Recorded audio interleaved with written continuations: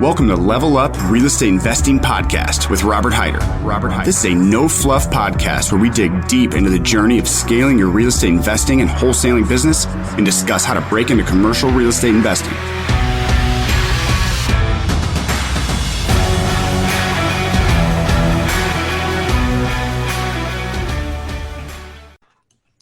All right, welcome everyone to Level Up Real Estate Investing Podcast. Very, very exciting day here. We got Aaron Pimpus out of Florida. Really exciting guy. I've known him for a couple of years now. He's been in the virtual wholesaling space for at least 2 years. Had a little bit of real estate experience prior to that, but primarily came from the medical software sales, kind of private equity world, which is a really interesting kind of layer into his story. And then 9 months ago or so, he rolled out Launch Control, which is one of the kind of leading text marketing apps out there, text marketing softwares out there. I've just heard amazing things. We've just started kind of bridging into using it. We've been working with some of the other software services out there, but I'm very, very excited. But without any further ado, Aaron, what do you got for us? Did I get everything right there? Yeah. I think you nailed it. Just exciting times. I mean, we're recording this on the 8th? Yeah, so 8th of April. It's interesting times. Again, we were just briefly talking about this, before we jumped online in terms of what's going on. I mean, I think the seller side is going to continue being easy because for us, it's been virtual since day one. So we've done hundreds of transactions. I've never set a foot inside of our title company. Never really seen a house. We heavily rely on the inspectors, and I can kind of go through that a little bit more. I think we're one of the few people that actually do that. Yeah, that's been very, very useful for us. We can kind of go unpack that a little bit more later on. But the challenging part now, is like we're talking about, is potentially the B2C side. I don't think it has reached inland as much, in terms of like what we're dealing with here.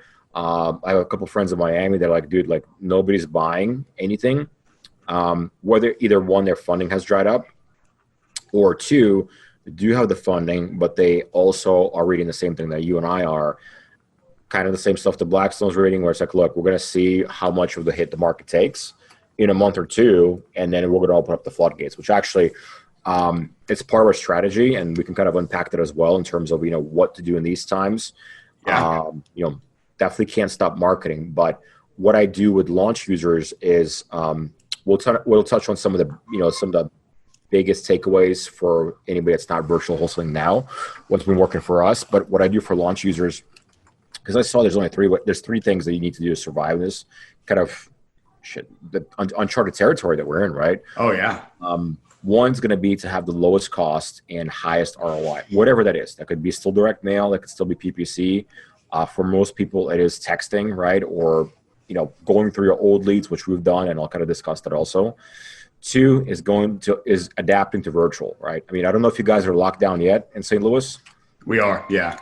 Yeah. So, I should say, stay in places is currently kind of enacted. Real estate's a subsector that we have the ability to go out. Correct. But a vast majority, the folks that we can get in front of, only about 25% of them really want us to be there, and we're trying to keep our sales folks safe anyway. So we've been directing and kind of directing the course towards the virtual route here for the last week or so. Have a solution for that also, because at one point they still need to get in there, and guess who they trust. They don't trust you or your guy Joey to come in there, because Joey is just Joey, right? But sounds better than Joey, a state licensed property inspector with an N95 mask. They're like, oh, well, when you put it that way, yeah, you can come in. I'll be outside. Yeah, he can do his thing. So that has a drastic impact on how you could potentially shift the whole virtual model. So that's number two, is basically going 100% virtual. And number three is really going to be dialing in your messaging and also your exit, your B2C or your Dispo process. If you're not, and I'll go through what we've done. Specifically, if you're not pivoting, so what we've done with maybe we can kind of start backwards a little bit because I kind of ended on that point, but on the Dispo side, we're trying to go through all of our VAPs, have the conversations. Like, hey, look, we're still in business. We're going to be around. We have the properties. What are you looking for? What neighborhoods? What properties? I mean, like, we're still picking some up ourselves, which we are, if it makes sense, right? Give me your buy box. I'm not really working with too many other people. So if we're looking specifically for what you want, I want to know that. But you have to have those conversations. Can't text, can't do anything else. And we've modified our buyer marketing to include rental comps. We actually put in there the cap rate, not the gross, but the net. And that creates credibility, right? We also include like a screenshot of Rentometer, screenshot of Zillow, Zestimate rent, if it makes sense, if it's in our favor, right? Along with ARV comps, that kind of stuff, right? So all the usual, the write-up, the expected monthly rent, the cap rate, at least 10 pictures of the property, and at the bottom we say, click here for the inspection report, or reply back for inspection report. And that creates a lot of credibility for the buyers because they have a certain, we kind of develop a certain reputation, or you can as well, so can your listeners, where you're doing all the work for them. Not only are you running the comps, you're providing the market analysis and showing them how much this can cash flow, but you're also showing them repairs, right? Because we include the repairs in the net cap rate, right? Because it's part of it. But we're also showing as like, look, we've done the work. We had a state license inspector in there, and we have an SOP for that, where it's like a 4-point inspection. Typically should cost $100 to $150 depending on where you are, and probably these days more like $100. And that allows you to essentially create credibility, not only with the seller, because one, you're doing legitimate work, but on the buy side, we'll come back to the seller in a minute, but on the buy side, you're providing something that nobody else is. Yeah. I don't know if anybody else is doing it. I'm looking for masterminds, right? But I'm the one that's telling people, please do this, because again, you create a lot more credibility with the buyer, and you're able to move properties probably sometimes even sight unseen if you have that good enough relationship. And lastly, what we'll try to do is a lot of buyers now are out of options or resources, and they're not maybe very resourceful. So we will put them in touch with like, a commercial broker, and it's a lender, not lending one or lending home, but actual broker who's still in business. He has access to like 50 commercial lenders. He'll be able to point him like where the money is, because if they're still interested in doing a light rehab and they need either a bridge loan, right? Might be slightly different terms, might need to put down more money, or they need to do a rental play, right? There are still people out there lending. It's just most of them are not as entrenched as we are into this world, and they just simply don't know what's going on there, right? So we try to deliver value to the sellers, to the buyers, as well as the sellers. We'll come back to that in a minute. But those are the changes we made in the Dispo process, and again, just try to create the relationships and do more buy and hold type of scenarios for now. Absolutely. No, I greatly appreciate that. One, just from what we're doing in our business, that's very helpful. And then I think anyone that's listening to this, and it should go live here in the next handful of days. So this one's going to go live pretty quickly because it's so, it's so time sensitive, because we've been making that exact change. We cut back on our marketing for about the last 2.5 weeks, and we're getting ready to turn it back on.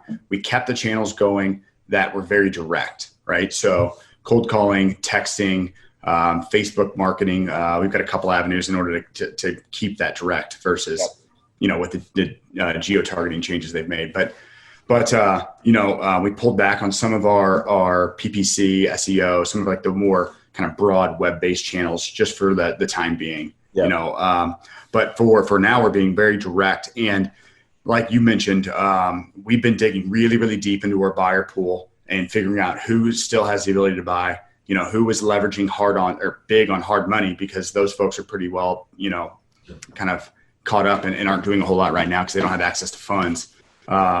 And then, kind of what buyers are still actively going. There's a few funds out there that are still trying to, buy inventory and are kind of trying to take advantage of the market a little bit. They're taking some assumptions on kind of where the dip is and where the bottom is to determine what value is.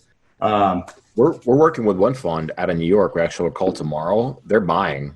We have to sign an A to B to them, B to C, with 60 days. Yeah, that works. They're cool with it. I don't know why, what their reasoning is or their criteria, because some of them buy different thresholds or whatever tranche that it's a part of, right? And their risk tolerance. Some of them are going for 10 years, right? Yeah. So whatever they're buying now, as long as the yield makes sense, you're in it. So we have a conference call set up tomorrow, and dude, we're like, whatever you guys are buying, we're gonna have it for you. You know what I mean? Like if you find one of those, that might be your ticket. Well, that's exactly it, right? It's like, okay, well, if we can find those buyers, like, okay, if we can get one or two big groups that are buying and we know exactly what they want, and we can just direct marketing towards that group and saying, okay, what do you need? Let's just fill it up. And hey, here's your buy box, and here's what it would have been normally. Here's what it is now. It just gets tighter and tighter, right? Yep. And just really kind of working with them and kind of and being the concierge, just saying, hey, I understand that you're buying at a deeper discount. We're going to have to do the same, but let's just kind of rock and see how many we can go. Yeah. So we've been pushing that pretty hard and having pretty good success. And then to your point earlier, figuring out who are the kind of mom and pop or the smaller groups that really need to stay busy. They need to keep buying, so folks that can either get local bank financing or they have access to loan brokers that can get them the money as needed. They're going to put down probably twice as much as they would before. But even in those scenarios, if we can buy the deals big enough, sometimes we'll take maybe a second, or we'll give back some of the profit in a second deed and get paid on the back in some instances. Yep. And then we have a funding arm with my company, Core Properties. We've got a funding arm too that does some hard money lending. So for the right deals with the right amount of cash in, we'll fund them as well. So we still have the ability to do that for the right borrowers, for the right buyers, to be able to make it work, which is a little bit unique. And then we were talking about also the part of stimulus. I think most people are not aware, but there was a lot of relaxation of guidelines in terms of what you can do with your 401k and your IRA accounts. And I think they're just giving a lot more accessibility in terms of it doesn't have to be self-directed, that type of thing. But I think they're just giving people a lot more flexibility in how to access that. It hasn't been talked about. It's been mostly the SBA and the PPP stuff, et cetera. But there's been a lot of relaxation of guidelines. So I actually have an article, maybe we can post it in your group or in notes for the podcast. But I think that's another way to do it, where you educate the buyers, like the mom and pop, et cetera, the ones that want to come in. Because we are working with one right now. The guy's like, look, I got $75K to spend. That's all I got. Right? But I'm interested in the property, right? I'm game. So if you can set me up with one, and we're looking to make that happen. At the same time, if you can educate them, it's like, look, you got money stashed away. It's not doing anything for you. God knows what's going to happen with the market still. I mean, there might be a double bottom or a bear trap, which it might be in the works. It's just nobody knows. And a lot of people coming, and I personally know, private investors or people that were doing private money for us, they're just tired. They don't want to gamble with the market anymore. They don't want another 2008. Yeah. Definitely don't want what happened the last 2 to 3 weeks to happen again. They want that stable return. And I think it's a good opportunity to educate people, even if they're brand new.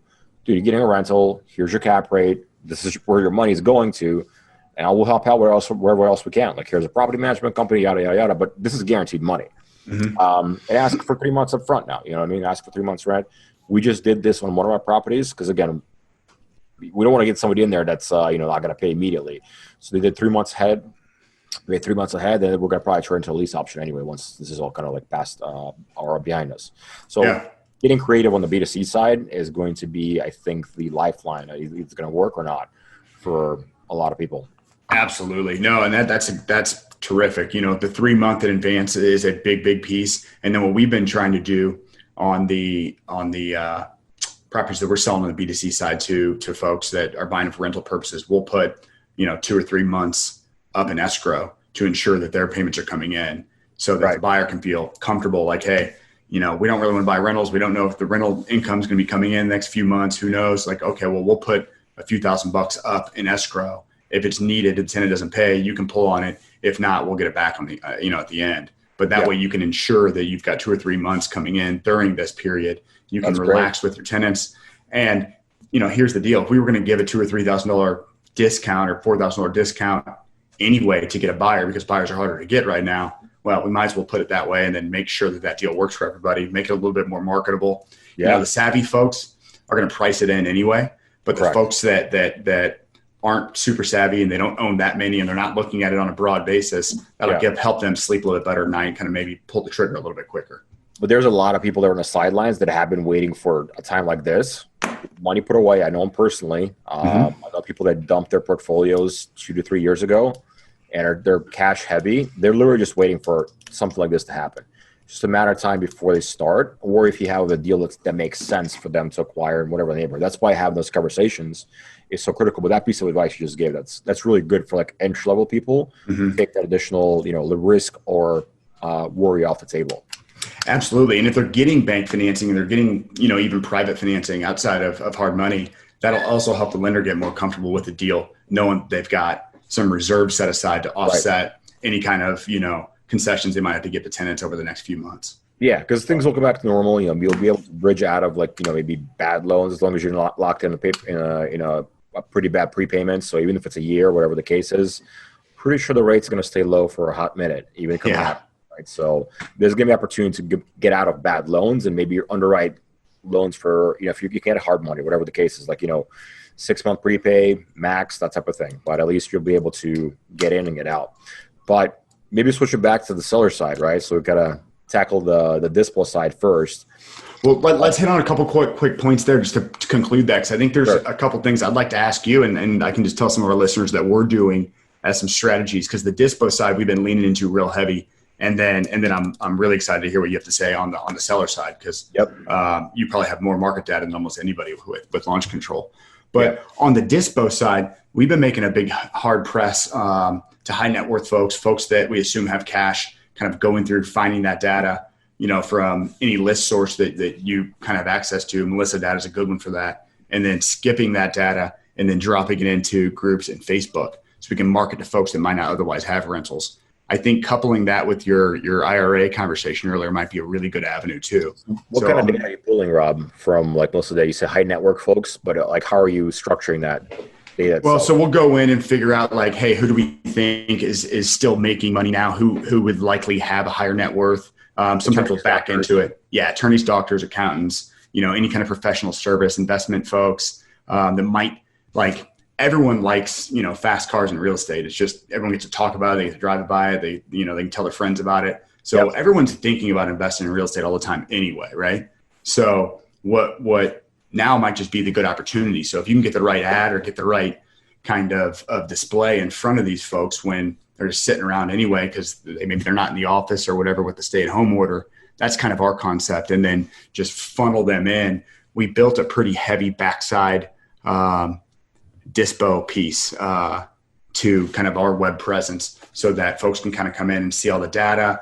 To your point, we've been digging really deep into making sure that our Dispo marketing has more information, is more complex, it's answers all of the questions that someone might have, about it. You have comps, you have market analysis, you have pretty good underwriting of the property. You can see price in the picture, right? Price picture, what is this, right? Exactly. Well, especially if we're trying to go after folks that might not otherwise have been buying, that are now interested at getting in because they think it's a bigger discount right now, which it is, right? And so we need to educate them. Are you taking these lists, you're basically uploading to Facebook for kind of retargeting purposes? Is that what you're doing? Well, not only retargeting, but also direct targeting, right? Direct email targeting. Well, no, direct targeting on Facebook. So just ads. Okay, that's what I meant, right? Yeah. And then we'll drop them into Google for retargeting as well. Gotcha. And then we have not done a whole lot of email targeting to that group yet, but not to say that we wouldn't, we just haven't yet. You might be interested to see the results because I'm sure you're getting the data anyway, right, from skip tracing it. Yeah, you should be able to. We haven't dug deep. And this is just on my side. I've never dug deep into the email data as part of the skip trace. We get it. I've just never really used it. I haven't used it either because for sellers it's useless. Unless you're getting a very, very specific list, which actually did perform for us. We had the Addendum list, right? Yeah. Excuse me. And we did start a pretty kind of very niche specific campaign on Facebook. Through the email addresses and, because we get the full all data. So we're able to fully engage with them. So we did have some success. I don't think it converted as well as something like a PPC would, but I think it's worth experimenting with. But doing specific campaigns to a list like that, I think that's going to be, if it's not one of the biggest takeaways from this podcast, I don't think anybody else is talking about this. And I was just on 10 podcasts to webinars. So I think this is really, really huge piece of data. And are you layering, just for people, for the audience, are you layering with anything, or are you just pulling high net worth individuals? Do they have a filter for current real estate owned or anything like that? No, as of right now, we're pulling it very broad, right? Because I just want to get out in front of a bunch of folks. Facebook targeting or Facebook ads are really cheap, especially for this niche, because not that many people are doing it. So what we did, we sat down about 3 weeks ago and said, holy cow, okay, we're going to pull back on our on our marketing from A to B because we don't know who we're going to be able to sell to. I'm from, you're from the private equity world. I'm from the pretty high finance world. I knew the very first thing that's going to happen is all the money was going to pull out of the market, And it's like, okay, well, even if they want to buy, a majority of our folks aren't going to be able to buy. Lending home, lending one, locked up on the day of. I know people that are supposed to close, drawn docs. Yeah. Points went up, down payments went up as far as from the buyer, right? It's just you couldn't make it work. The economics didn't work out. So yeah, you're 100%. Yeah, we had a deal on our internal hard money side that was getting refied out by Lima, and they'd already pulled. Is that the same group? Yeah, they're part of the three. Yeah. Yeah. So they'd already requested the payoff, and we were ready to close, I think, within 2 days, and everything was good. And then it was 90% loan to cost at that point for the borrower, right? And then it went to 60% loan to cost. Points jumped way up. They're like, we physically can't do that anymore. And this is a pretty pricey deal for our market. These folks had $100K into the deal, in cash into the purchase. On a $400,000 deal. So, or 500,000, but 400,000 in debt. But it was still, it's like, okay, these folks are putting down a pretty good amount of money and they're willing to put more in, but 60% was too rich, Yeah. Another example is like, dude, all the iBuyers, that faucet, as soon as Wall Street got touched, that's where the money's coming from. All that money got froze up pretty quickly, dude. I mean, it's still there, but they're like, dude, we're not buying anything. Yeah. I mean, the market dropped 37% in 4 weeks. It was crazy, Maybe bounced back quite a bit now. But my point is to that is it's like, okay, well, we knew that was going to happen. So we said, hey, we can get a ton of buyer leads now. We can get a ton of, seller leads now, A2B leads. But if we can't move them, it doesn't matter. We're not going to inventory all these properties, right? Which we do. We've got pretty good capitalization in place. So we'll take down a fair amount of assets, but not when I don't know what the value is going to be. That's just not something we're super interested in doing. So we pulled back on marketing for a period until we could find out what the normal was, kind of who was buying. So we've been pulling weekly data on buyers, right? So weekly buyer data. Melissa data or what's that? Melissa data specifically? Well, REWW, as much as it's updated, we've been going to the tax records. CoreLogic has pretty good data. And then just through our MLS, we're able to get pretty up-to-date data. Our counties record pretty quickly. And a vast majority of everyone right now is doing digital recording, because they're not going to the courthouse. So that data is updating pretty quick. So we're going in and pulling it every week and saying, okay, who's still buying and where are they buying and what type of property and all of that. So we can kind of figure out what the new, ARV is or what the new value, what they're buying as, and then kind of try and back in and see what kind of discount they're actually looking for. So we've been digging super deep into that and, trying to figure out who's actually buying and then trying to prospect out who's going to be buying or who might, who has cash, who might be jumping into the market because they think it's an opportune time. And that's where we've been working these Facebook campaigns. And then we're bringing all of that data back. We've been using REI Black Book, if you're familiar with them at all. Yep. They've got a really good Dispo side to their CRM. So kind of built in. Yeah. I mean, I'm kind of shocked that more CRMs don't have a better backside. Almost all of them are on the front.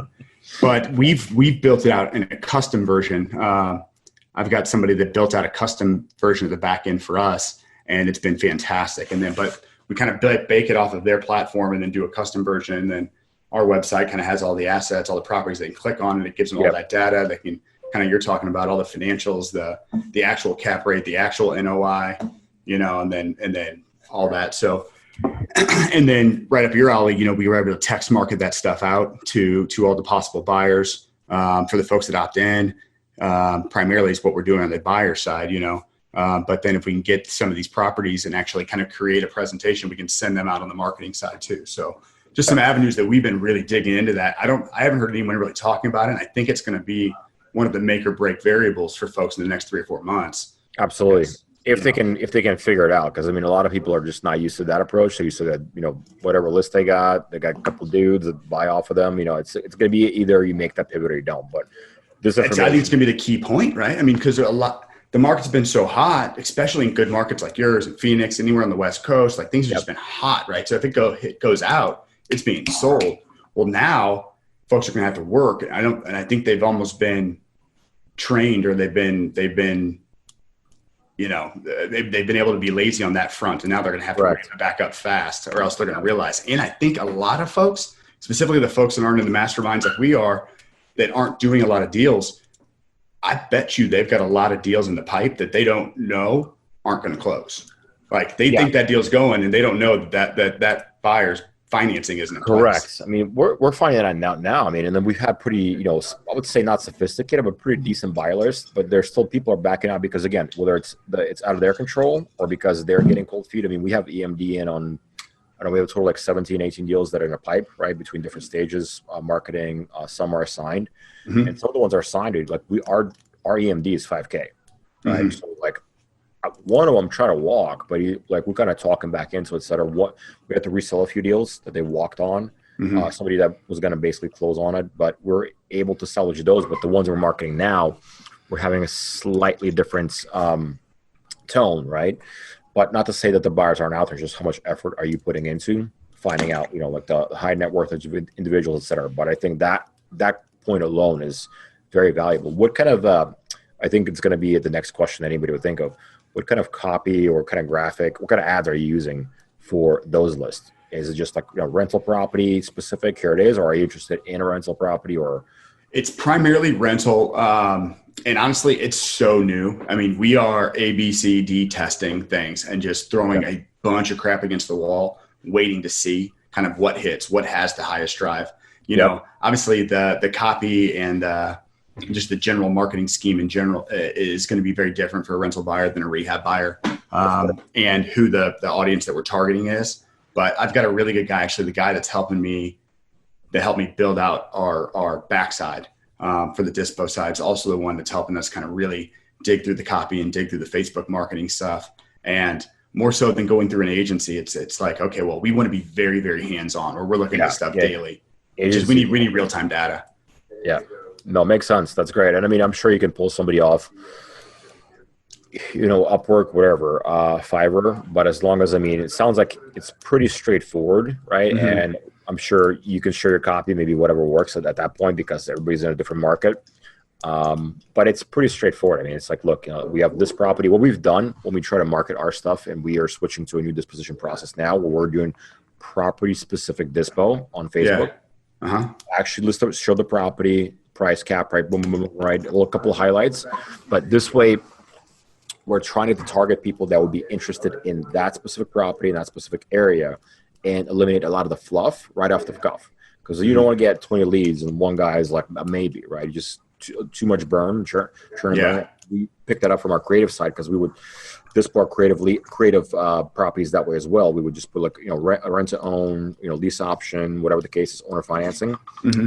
Based on a property, we'll put like $15K down, which eliminates a lot of the people that are trying to buy the house for $1,000, right? It's just right. Eating conversations. So that's what we're testing, going property specific as we get one. Try to really hone in. You can't do it per zip code anymore. The Facebook guy we got, he's got some tricks up his sleeve. He's been doing it for 11 years. So he is still trying to zone in on that, like kind of psychodemographic area, and as well as the audience. So, as much as possible. But that's going to be either, I think the final frontier in terms of B2C right now, whether you can educate them, provide them enough value, and give them resources and everything they need to know about the property, they feel 100% comfortable, because your competition won't be doing this.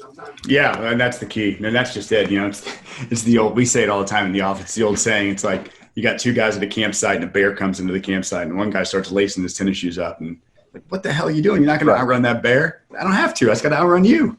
It's a relative game. You just got to be 1 or 2% better than everybody else, and you should come out ahead. Yeah. But no, so that's a big piece, and that's kind of why I just wanted to make sure we drove it home, because I knew you'd have some really good comments on that. And there's some little tricks at small enough groups on Facebook. There's some tricks to kind of geographically target. Just to add to that, Rob, just like as I'm thinking about it, and we did a presentation for our group also, but even going after pulling up lists, like reverse engineering the cash bar aspect, you can even look up people that have guaranteed rent, right? People that are buying, think of Section 8 landlords, that type of thing. You can go to gosection8.com, pull up a list, reverse engineer that. Dude, if you got Section 8 properties in Florida, I think it's like $1,250 is the max, or $1,300 or something like that per rent. Yeah. They're not worried about the rent payment. Guess what? Because the same people that just passed a $2 $2 trillion stimulus are paying for that shit. So doing that, we've tried even reverse engineering rentometer, like the owners of the properties that are on there, right? Or any absentees that have 3 or 4 properties in a specific zip code. Yeah. Who's smart for that or whatever the data source you would use. And then see if you can back into that or if they're still active, right? Specifically in the past 12 months, because that's an indication that is potentially a landlord or somebody that may be still in the game to acquire. You just don't know when their jump off point is, right? Are they ready now or they're ready in a month from now? Yeah. Or are they a seller, you know? Oh yeah. It's like, hey, well, not buy, are you selling? Exactly. Yeah. Right? No, that's interesting. Cause I mean, obviously in our world, as you well know, it's all right. We need to develop a system. We're going to run it. And then we got to be able to kind of hand it off to some degree and have someone on your team or a VA or VA group, like run it. And it's like, okay, well, who's already done this? Let's take it and start on second. But right now in a changing time, the folks that can really kind of bring it in, stay close, analyze it like in real-time data are the folks I think are going to jump ahead right now. Yep. Yeah, we have a deal analyst on our team specifically for that. He actually runs comps for our acquisition guys. Yeah. We don't spend time on it and we don't overshoot the deals, right? Mm-hmm. But we have him doing this kind of stuff as well. He's putting together like the buyer information and it's really dialed in as almost if this is how they would underwrite it themselves, right? Just providing value, saving the work. Yeah. So two or three big takeaways here. I'd love to get that IRA data from you because I'll put that in the show notes and in the comments here. Yeah, and then I'll include stuff on REI Black Book, and I'll include. I don't think my guy's got any free time, but if he might. So if anyone wants any of those custom campaigns, or if they want even the copy any of the Dispo stuff, yeah. So I'll include that in here as well, so we can at least try and help some folks that want to bridge this up a little bit.